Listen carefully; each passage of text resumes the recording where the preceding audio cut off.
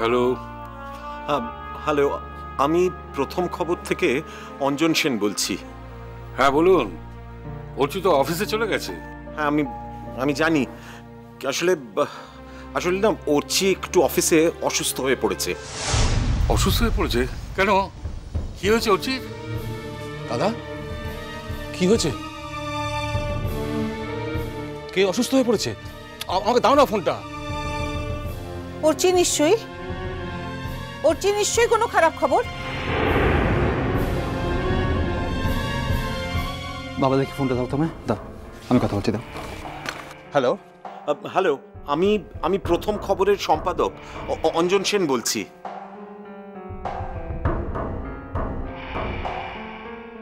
হ্যাঁ, অর্চি আজকে অফিসে হঠাৎ সেন্সলেস হয়ে যায়।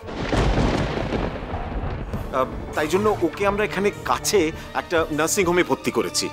বুঝতে পেরেছেন? ঠিক কি হয়েছে ওর বলবেন আমায়? দেখুন, ডাক্তাররা মনিটর করছে। আমরা আসলে তখন ওকে কোনো ক্রমে ধরে হাসপাতালে ভর্তি করাটা দরকার মনে করেছিলাম। আপনাদের এর আগে জানানোর কোনো সুযোগ পাইনি। বুঝতে পেরেছেন? ওর সেন্স ফেরানোটা আমাদের কাছে ভীষণ বড় একটা প্রায়োরিটি মনে হয়েছে। তাই ওকে আমরা এখানে ওই কেয়ারে ভর্তি করেছি। ঠিক আছে, আপনারা একদম ঠিক কাজ করেছেন।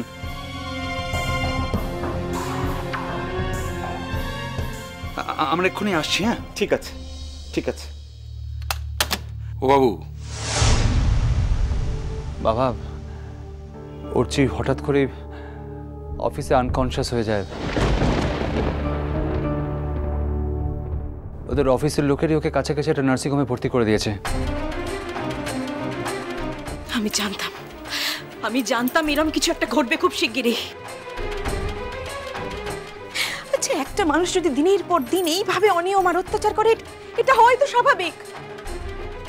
জেঠিমনি, আমি কিন্তু তোমাকে অনেক দিন ধরে সাবধান করছিলাম, করিনি? আচ্ছা সাজবাতি, পরে তো ওকে একটা শিশু, যে ওকে জোর জবরদস্তি করা যাবে?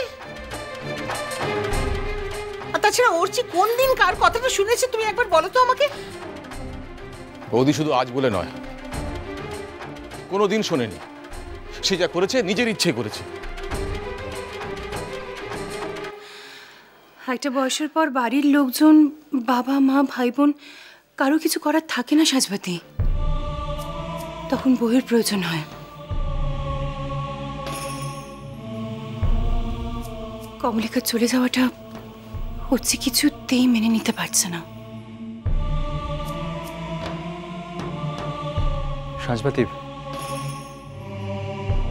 আমাদের কিন্তু এক্ষুনি একবার অর্চির কাছে যেতে হবে। বৌদি, অর্চির মা কি রান্না করে? না না, সে তো আজকে গেছে ওই মিঠাইয়ের টিচারের সঙ্গে দেখা করতে। তিনি তো আজ দেখা করতে বলেছিলেন। সে বেচারি জানলে তো হই হই কাণ্ড করবে। ও বাবু, সিরিয়াস কিছু নয় তো? বাবা, আরে আনকনশিয়াস মানুষ বিভিন্ন কারণে হতে পারে। অনেক সময় প্রেশার ফল করে তো হতে পারে।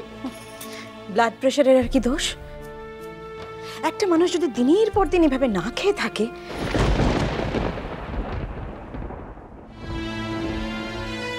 হ্যাঁ, আর ইদানিং দেখেছিস তো ওই খাবার টেবিলে বসে ভাত নিয়ে নাড়াচাড়া, তারপরে উঠে যাবে। সব সময়ই নাকি তার পেট ভরা রয়েছে। আর এই যে এই লোকটাও হয়েছে আর এক।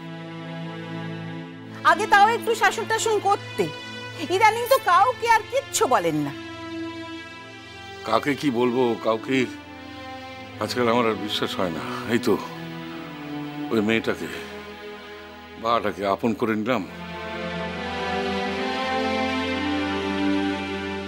আর কি হলো?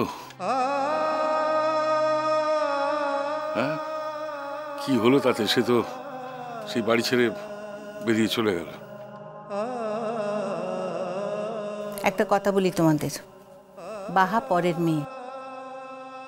এক মাটির চারা অন্য মাটিতে পুঁতলে বাঁচে না, বুঝেছো?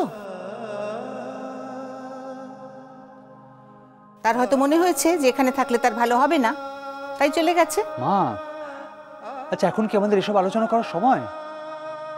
আমাদের এক্ষুনি যেতে হবে ওখানে। চলো, আমি তো রেডি। আমি তো অফিস থেকে এসে কিছু চেঞ্জ করিনি এখনো। আমি এই পরেই চলে যাব। আমার এতেই হয়ে যাবে। না না বাবা, তোমার যাওয়ার দরকার নেই। না না বাবা, তোমার যাওয়ার দরকার নেই।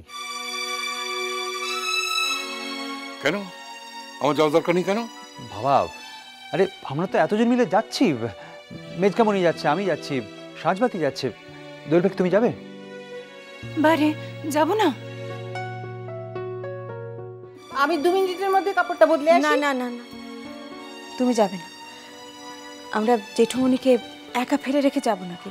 আর তাছাড়া মেজমণি বাড়িতে নেই, যদি ফিরে এসে শুধুমাত্র জেঠুমণির কাছ থেকে খবরটা পায়, কিরম করবে ভেবে দেখেছো? জেঠিমণি, তুমি জেঠুমণির সঙ্গে বাড়িতে থাকো। হ্যাঁ, আর তাছাড়া আমরা পৌঁছেই বলছি তো, ওর চেয়ে কিরকম থাকে না থাকে সব জানাবো। আমাকে বললে আমি নাকি কাউকে কিছু বলি না। আরে আমার কথার কোনো দাম আছে? আমাকে তো সবাই বাতিলের খাতায় নাম লিখিয়ে দিয়েছে। সবাই ভাবছে যে আমি একজন অক্ষম, অসহায় বৃদ্ধ। বাবা, এসব কি বলছো বলো তো তুমি? আচ্ছা, ছেলে মেয়ে বড় হলে তারা তো বাবা মায়ের দায়িত্ব একটু শেয়ার করতে পারে নাকি? এতকাল তো তুমি সব সামলেছো বাবা। তাছাড়া জেঠুমণি, তোমার হাই প্রেশার রয়েছে। তুমি যে সারাদিন কত টেনশনের মধ্যে থাকো সেটা কি আর আমরা জানি না? বাড়িতে থাকলে টেনশনটা কম হবে, তাই তো? আমার সব কথা বলে না। বাড়লে বাড়ুক, তবুও তুমি বাড়িতেই থাকবে। আচ্ছা, আমরা তো বলছি আমরা গিয়ে ভাইয়ার খবরটা পেয়েই তোমাকে জানাবো। হ্যাঁ বাবু, তাড়াতাড়ি চল। আমার খুব অস্থির লাগছে রে।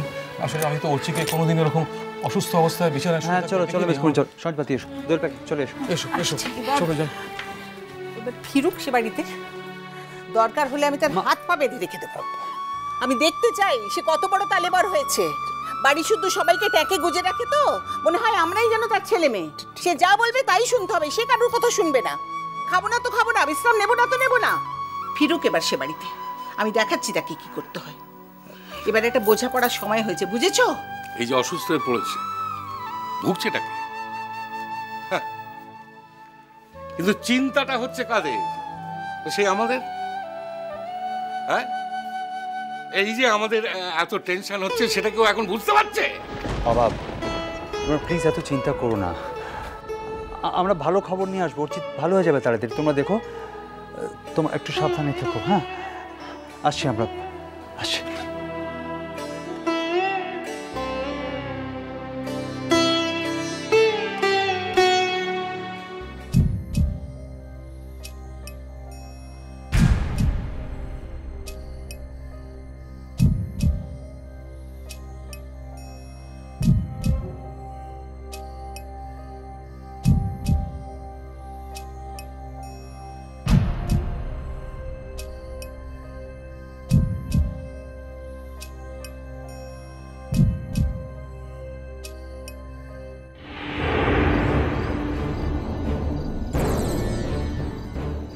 মা, হে মা, মা, ওদিকে মিলমিশটা হয়ে দিচ্ছে না।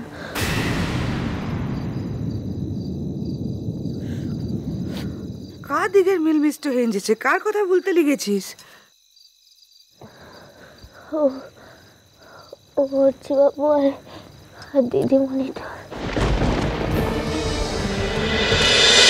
মিষ্টি কুটু মিষ্টি কুটু মিষ্টি কুটু।